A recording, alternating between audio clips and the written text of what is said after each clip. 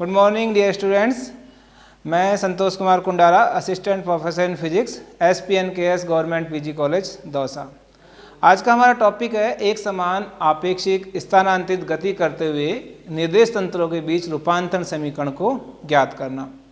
Last lecture में हमने क्या स्टडी करी है? लास्ट लेक्चर में हमने फ्रेम ऑफ रेफरेंसेस की स्टडी करी और उसके साथ इनर्शियल और non inertial frame of reference, और उसके बाद हमने देखा कि किसी एक निर्देश तंत्र से दूसरे निर्देश तंत्रों के बीच में क्या ट्रांसफॉर्मेशन इक्वेशन प्राप्त होते हैं।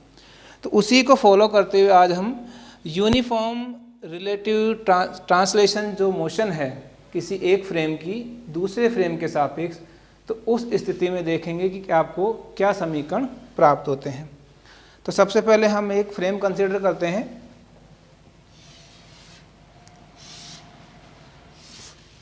माना ये कोई फ्रेम S है, इसके 3 एक्सेस X, Y और Z हैं और इसका मूल बिंदु O है। इसी प्रकार एक दूसरा फ्रेम S डैश है जो कि t बराबर 0 पर इसी फ्रेम पर संपाती है, लेकिन चूंकि इनके बीच में आपेक्षिक स्थानांतरित गति हो रही है तो t समय पश्चात S डैश फ्रेम की पोजीशन जो होगी उसको इस प्रकार व्यक्त कर सकते हैं, X डैश, Y डैश और Z डैश। इसका मूल बिंदु O डैश है। तो दोनों के मूल बिंदुओं के बीच की जो दूरी होगी it will be R0 vector, it will equal to V vector T।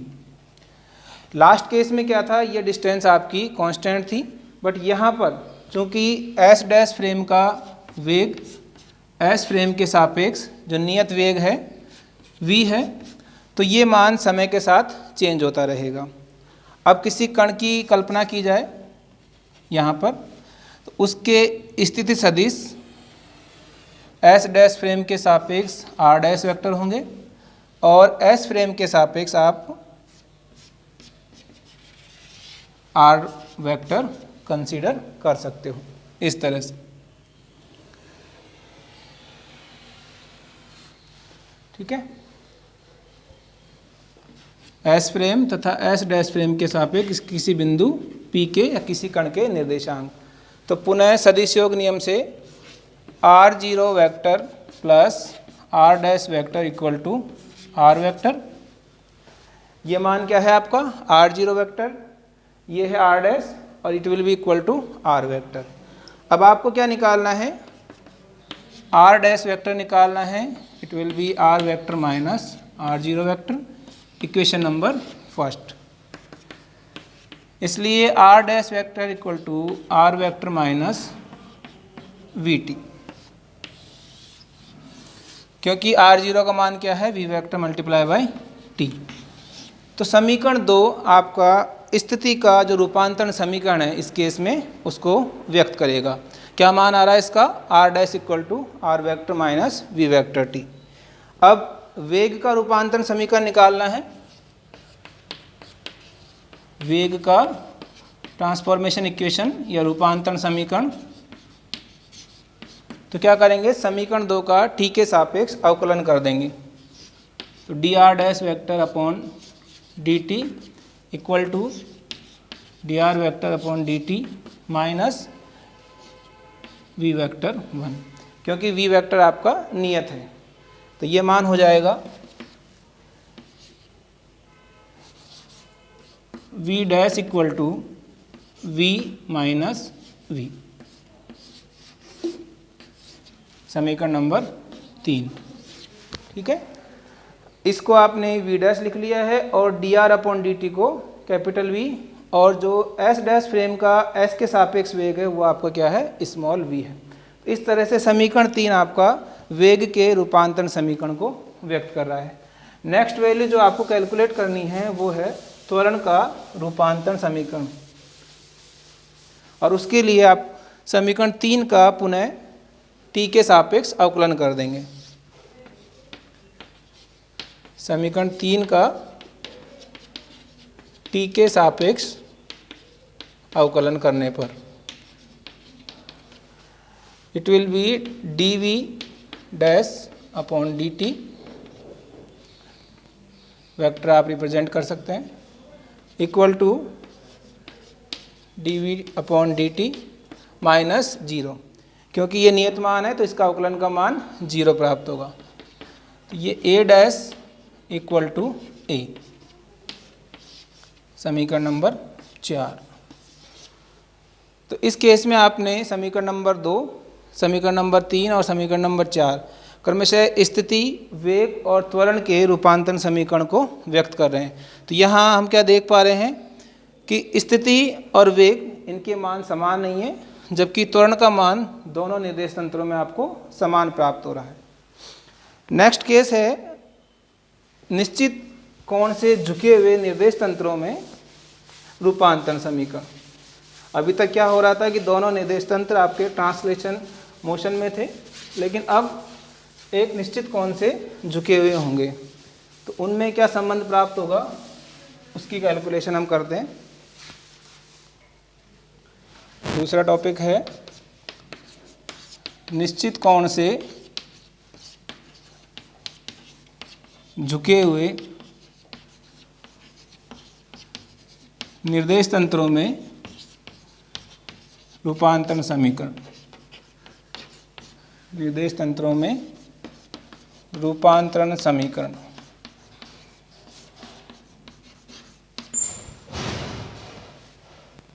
माना कोई फ्रेम S है, X, Y और Z, और किसी बिंदु P के निर्देशांक आप इस तरह से X और Y से रिप्रेजेंट कर सकते हैं। तो ये वैल्यू आपकी X होगी और सिमिलरली ये वैल्यू भी X, इसको आप A, P, P और इट विल बी O। अब बात करें दूसरे निर्देश तंत्र की, जो कि एक निश्चित कोण से झुका हुआ है। किसके सापेक्ष? S फ्रेम के सापेक्ष।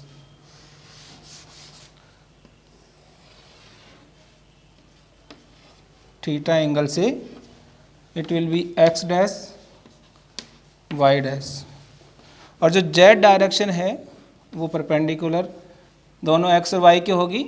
और इस स्थिति में हमारा पहला केस क्या है, हम 2 डायमेंशनल कोऑर्डिनेट्स की बात कर रहे हैं, द्विमीय रूपांतरण समीकरण की।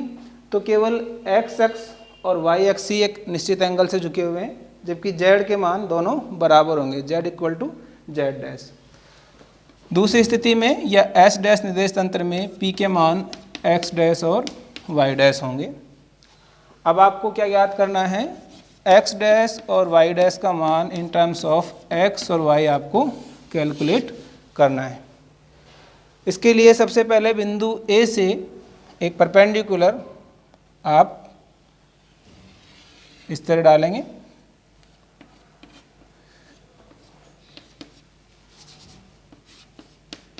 X डैश,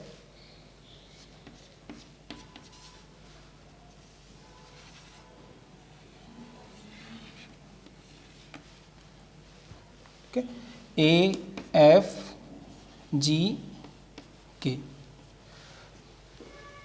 तो चित्र से x का मान देख लेते हैं। पहले हम x का मान क्या प्राप्त हो रहा है आपको।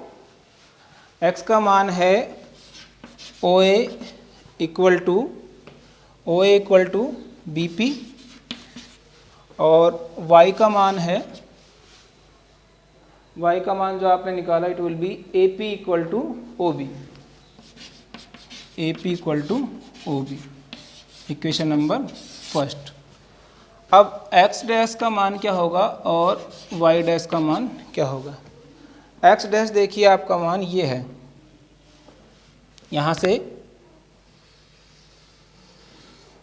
ये वाली वैल्यू आपकी x डैश है, इसको आप p डैश नाम दे सकते हैं और इसको k डैश नाम दे सकते हैं। x डैश की वैल्यू होगी OP dash equal to k dash p, और इसको डिवाइड करके लिखें तो it will be k dash g plus GP, equation number second. इसी प्रकार y डैश की बात करें वाई डैश आपका होगा P P dash equal to O K dash, P P dash equal to O K dash और equal to it will be G K. तो जी के का मान आप लिख सकते हैं ए जी माइनस ए के, समीकरण नंबर 3। इस प्रकार आपने x डैश और y डैश का मान इनके रूप में x और y के रूप में ज्ञात कर लिया है। ये कोण भी आपका क्या होगा, थीटा होगा। अब जो भी वैल्यू है समीकरण 2 और 3 में वो आपको चित्र से ज्ञात करनी है।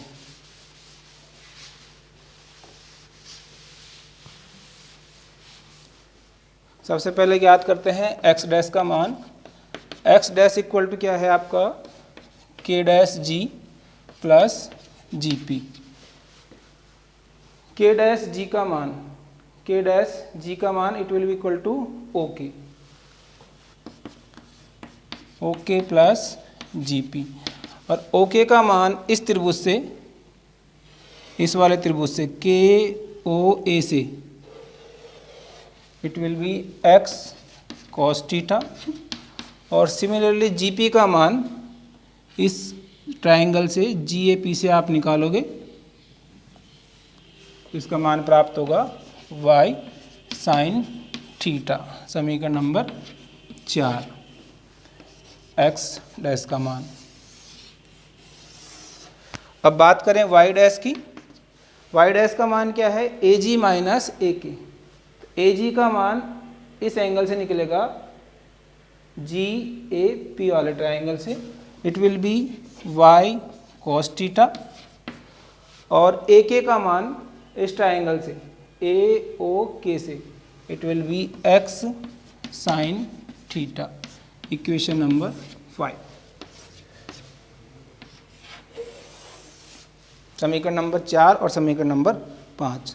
तो ये दोनों जो इक्वेशन हैं वो x डैश और y डैश के मान को व्यक्त कर रही हैं, किसके रूप में, x और y के रूप में।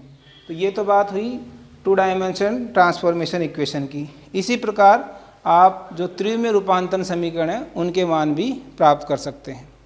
तो आज की वीडियो में हमने किसी निश्चित कोण से झुके हुए निर्देश तंत्रों के बीच में और स्थानांतरित गति करते हुए निर्देश तंत्रों के बीच में रूपांतरण समीकरण का मान प्राप्त किया। आज की वीडियो में इतना ही, धन्यवाद।